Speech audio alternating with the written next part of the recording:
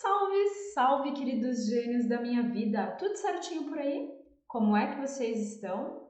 Venham cá, cheguem perto, deem um beijinho aqui na Profê e já aproveitem e contem aqui no pé do ouvido da Profê se vocês estão ansiosos para darmos o play na 18ª aula deste módulo, que é nada mais nada menos que sobre o tecido nervoso em sua parte 1. São apenas 15 partes, mas calma, calma, não fique nervoso, é brincadeira, não são tantas partes assim. Porém, eu preciso iniciar já contando algumas coisas para vocês. A primeira delas é que tanto os neurônios quanto as células musculares têm como base de seu funcionamento a sinalização elétrica. Elétrica. E a outra coisa que eu preciso contar para vocês é que, sendo assim, o seu conhecimento sobre carga elétrica efetiva, positiva e negativa, neutralidade, íons e gradiente de concentração tem que estar mais em dia do que nunca. Fora todo o restante que a gente já viu, nós vamos utilizar muito o conceito de membrana celular, de proteínas de membrana, organelas, dentre outras coisas. Lembrem-se que o nosso nível está cada vez maior. Nós começamos lá, da origem, né, da química, e depois nós viemos agregando conhecimento pouco a pouco na bioquímica estrutural, na biologia das células, na bioquímica metabólica, né? Teve química orgânica também. Já tivemos os conceitos de genética e estamos agora na histologia. Nós estamos juntando tudo. Obviamente que então as nossas aulas desse módulo são muito mais complexas, as do tecido nervoso são mais complexas ainda, e lógico que vai piorar quando chegarmos na fisiologia humana, que é a junção máxima de todos esses conhecimentos. Então, venha com calma, venha preparado, venha com tempo, com silêncio, com tranquilidade, venha alimentado, com a sua aguinha aqui perto, venha com as suas anotações para o caso de você precisar resgatar conteúdos. Se precisar, volta lá na química, rever a aula sobre carga elétrica. Enfim, façamos todo o possível para que a experiência de vocês aqui seja a melhor possível. Mas eu preciso ser clara. Falando sobre tecido nervoso, nós estamos falando sobre aquilo que compõe o sistema que é o mais complexo do nosso organismo, que é o sistema nervoso. Então, não tem como ser absolutamente fácil de entender, a menos que sejamos gênios ou tenhamos aí QIs acima da média, né? Então, não é muito fácil de entender, na verdade, é bem complexo, tá? Mas é totalmente possível. Outra coisa, talvez você veja essas aulas e não fique tudo que eu falei aqui tão claro para vocês. O que vocês precisam fazer, vocês já sabem. Assistam às aulas novamente, anotem, consultem o livro, observem o capítulo do livro.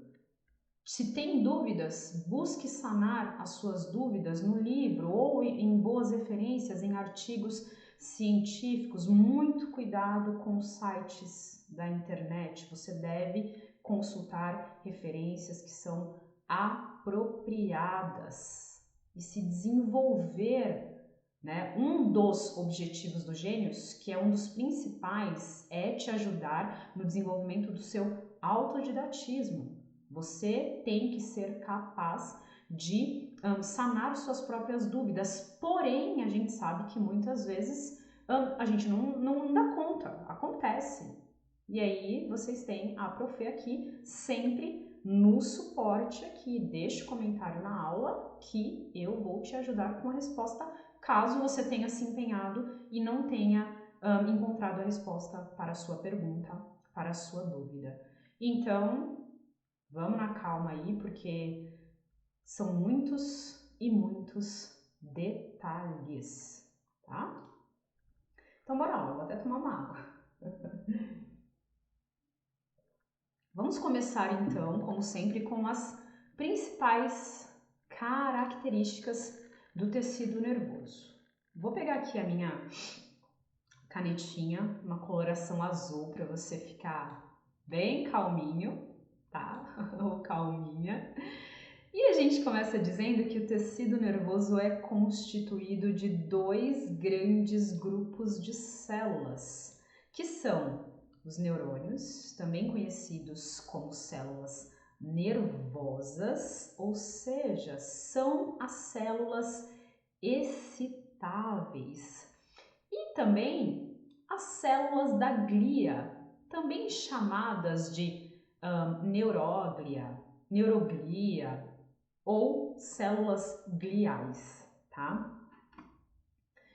E o tecido nervoso apresenta pouquíssima matriz extracelular, tá? Então a gente não entra em detalhes de matriz extracelular do tecido nervoso, porque ele apresenta pouquíssima, tá? Tipo o tecido epitelial, praticamente não tem.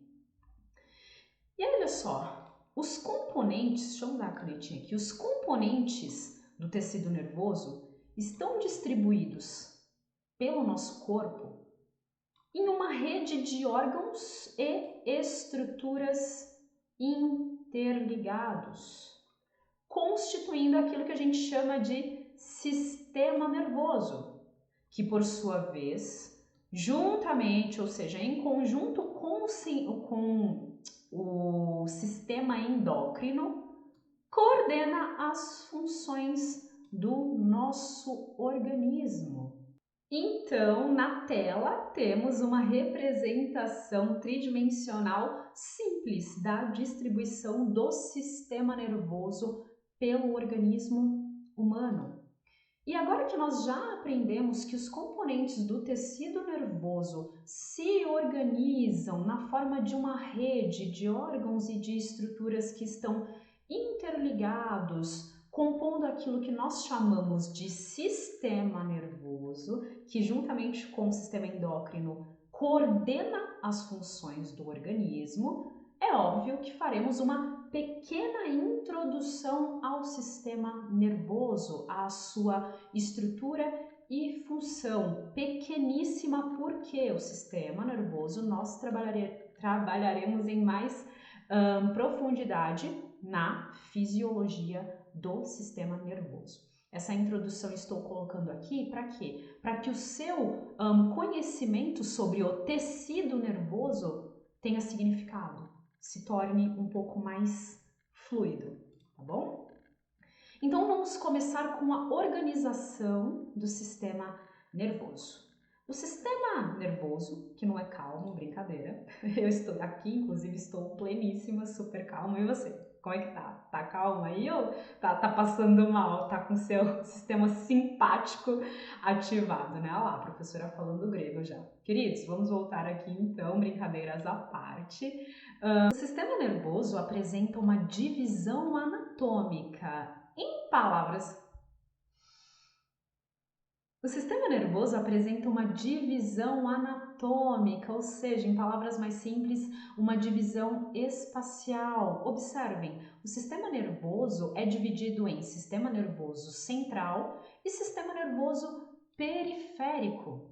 O sistema nervoso central está restrito ao interior da nossa caixa craniana e da nossa coluna vertebral. Isso porque ele é composto do nosso encéfalo e da nossa medula espinal. E aqui temos números consideráveis, né? Olha só, nosso encéfalo apresenta mais de 85 bilhões de neurônios e a nossa medula apresenta cerca de 100 milhões de neurônios. E eu coloquei aqui para nós, a título de curiosidade, um corte transversal da medula espinal, ou seja, nós pegamos aqui a nossa medula, cortamos e viramos para observar. Porém, trabalharemos essa parte de modo um pouco mais aprofundado na fisiologia do sistema nervoso. Já o nosso sistema nervoso periférico refere-se a todo o tecido fora do sistema nervoso central. Tudo que não está nestas regiões. Tudo que parte para a periferia, para as regiões periféricas do corpo. Por isso, sistema nervoso periférico. E compondo o sistema nervoso periférico, nós vamos encontrar nervos, gânglios, plexos entéricos, ou seja, que são encontrados compondo o nosso tubo digestório, e os receptores sensitivos. O sistema nervoso periférico apresenta uma divisão funcional, ou seja, ele é dividido em sistema nervoso somático e sistema nervoso autônomo. Esta é a parte da qual nós temos consciência, porque atua na transmissão de respostas para a nossa musculatura estriada esquelética, ou seja, a musculatura que nós movimentamos a partir da nossa vontade. E essa aqui é a parte inconsciente. O próprio nome já diz autônomo, né? É independente da nossa vontade consciente. E aí o sistema nervoso autônomo apresenta subdivisões. Temos a divisão simpática, a divisão parasimpática e temos os plexos entéricos, que são nada mais nada menos do que muitos e muitos milhões de neurônios organizados em redes e que estão presentes na parede que compõe o nosso tubo digestório. Porém, aprenderemos isso na fisiologia tanto do sistema nervoso quanto do sistema nervoso, ou melhor, quanto do sistema digestório, tá? E na tela eu trouxe para nós uma representação tridimensional simplificada do encéfalo e de pelo menos uma parte da medula espinal. Feitas essas considerações, podemos seguir com uma breve introdução às funções do sistema nervoso, iniciando-se pela sua função sensitiva, ou seja, a função de detectar informações geradas por estímulos internos, a exemplo de alteração de pressão arterial, pH, pressão de oxigênio e de dióxido de carbono e glicemia, e externos, como a temperatura, luminosidade, tato e outros tipos de energia mecânica, bem como as modificações químicas. Função integradora, ou seja, a função de processar as informações sensitivas, analisando-as e tomando as decisões adequadas para cada resposta, sendo essa atividade de processamento, análise e tomada de decisão conhecida como integração. Por isso, a gente diz que esse conjunto é a função integradora. E, por último, mas não menos importante, temos a função motora, ou seja, depois de integrar as informações sensitivas, o sistema nervoso pode desencadear uma resposta motora específica. E isso se dá por meio dos efetores, por meio da ativação dos efetores. Quem são os principais efetores? Os músculos e as glândulas. No entanto, mente aberta, cabecinha aberta, nós temos que estar atentos ao fato de que o nosso sistema nervoso atua sobre diversas células do nosso organismo, não somente sobre glândulas e músculos, ok?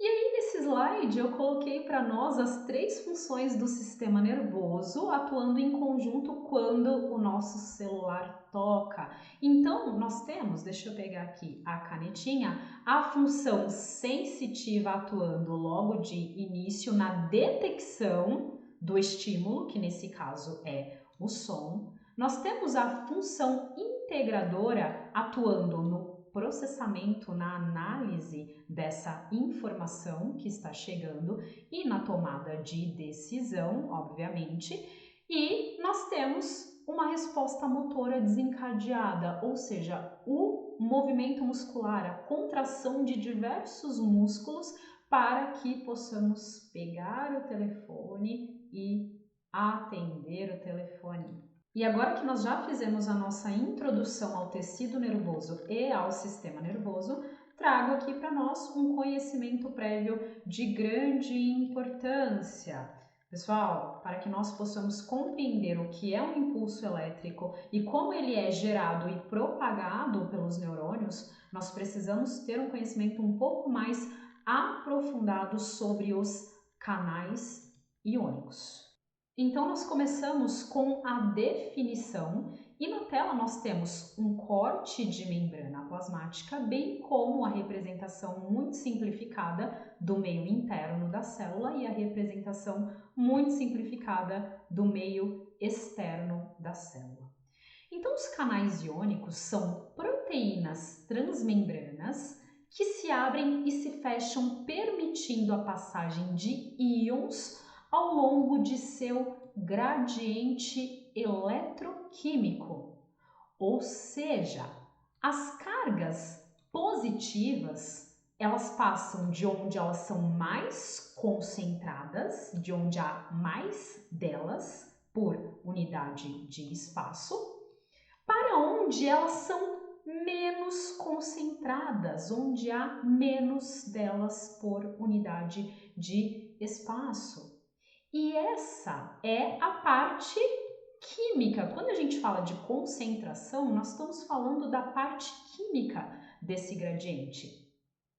Bem como elas passam para onde há carga oposta. Nesse caso aqui, então, temos as cargas positivas passando para a região onde há cargas negativas. Essa é a parte elétrica do nosso gradiente, ok? E aí, olha só, informação importante, eu já vou adiantar para vocês que esses canais aqui presentes na membrana são canais de sódio, certo? Canais do íon sódio, Na+, ou seja, quando você olha os sinaizinhos de mais aqui, aquilo que a gente chama de cargas positivas, na verdade, são íons. É que grande parte das ilustrações mostram apenas o sinalzinho. Então aqui você aprendeu o que são canais iônicos e o que obviamente é um gradiente eletroquímico e nesse caso utilizamos o sódio como exemplo. Pode ser outro íon? Pode ser. Poderia ser cálcio, dependendo da célula e do momento no qual ela está. Poderia ser ao contrário? Poderia ser daqui para cá? Sim. No caso do potássio, como o potássio, os íons de potássio são muito mais concentrados no meio interno da célula do que em seu meio externo, eles fluem para o meio externo. Eles fluem a favor de seu gradiente eletroquímico, ok? E o último conhecimento desse slide é que, atenção, os canais iônicos também são chamados de receptores iônicos. Neste sentido, os impulsos elétricos produzidos por neurônios ou por células musculares, que por sinal não são alvo desta aula, são dependentes de 4 tipos de canais iônicos para a sua ocorrência. 1. Canais de vazamento. Esses têm a sua abertura e fechamento aleatórios, Reparem aqui, temos a representação, um desses canais está aberto e, num outro momento, esse mesmo canal se encontra fechado. E aí nós temos vários canais de vazamento, seja para sódio, seja para cálcio, seja para potássio, distribuídos ao longo da membrana das células, tá? 2. Canais ativados por ligante. Nesse caso, a abertura e fechamento desse tipo de canal não é aleatória. Nesse caso, nós precisamos que uma substância química ou uma molécula, que não deixa de ser uma substância química, se conecte com o canal para que ele se abra ou se feche. Vamos tomar como exemplo a acetilcolina, que é um neurotransmissor.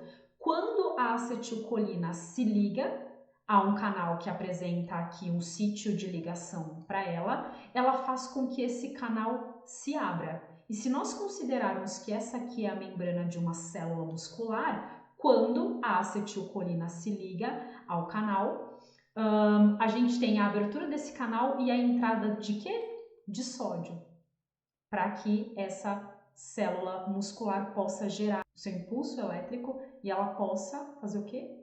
Se contrair. E quando o ligante, nesse caso, a acetilcolina, se desconecta do canal, ele se fecha, tá? Esse exemplo aqui é só um da acetilcolina.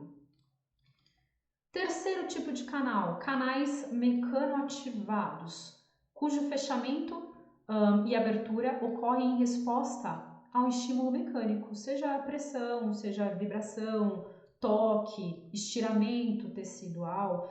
E esses canais são muito encontrados na membrana plasmática de células que compõem a nossa pele, os nossos intestinos, os nossos ouvidos. Na nossa pele você tem o toque, você pode sentir o vento, você tem pressão ocorrendo. No seu intestino você tem o quê? O alimento fazendo contato com a mucosa intestinal e tudo isso precisa ser percebido e é percebido. Então aqui nós temos um corte de membrana com a representação de um canal mecanoativado em dois estados. Aqui ele está aberto, permitindo que o íon entre, e aqui ele está fechado, não permitindo a passagem do íon. E aí a abertura e fechamento vai ser dependente de algum desses estímulos. E por último, mas não menos importante, pelo contrário, absurdamente importante, canais dependentes de voltagem. Nesse caso, estes canais se abrem e se fecham somente em resposta à alteração na voltagem da célula. Eles não se abrem e se fecham por mais nada que não seja alteração na voltagem da célula. Bom, para finalizar a nossa aula, os conceitos prévios não serão abordados novamente. E a gente vai precisar muito deles para compreender a sinalização elétrica.